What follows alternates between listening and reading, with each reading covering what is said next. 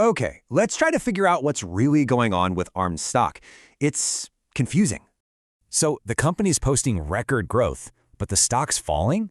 It makes no sense, right? I mean, look at this. We're talking about almost 20% annual revenue growth. That's huge. And yet, despite all that amazing growth, the stock is just not following suit at all. In fact, it's down 15% over the last year. So what gives? All right, the first big reason? It's a classic case of the expectation trap. To get this, you got to look at its price tag. We call that the P/E ratio. And at its peak, that price tag was a whopping 200 times its earnings. Wow. When you're valued that high, even record growth can feel like a huge disappointment. Okay, so what's the second piece of this puzzle? Well, it's rising costs. Yeah, it turns out that all this incredible growth doesn't come for free.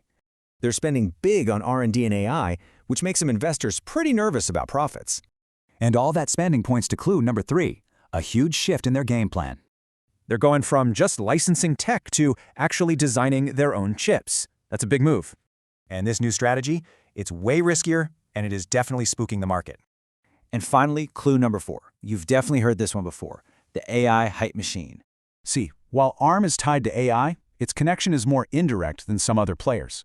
So the stock got priced for an AI story that, well, it just hasn't fully delivered on yet.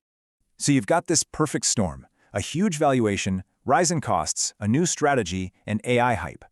So what's next for the stock? Is $200 a share even on the table? Well, analysts are averaging around 170, but some of the bulls see it hitting 225. But to get there, they'll need massive earnings beats and some really big wins in AI.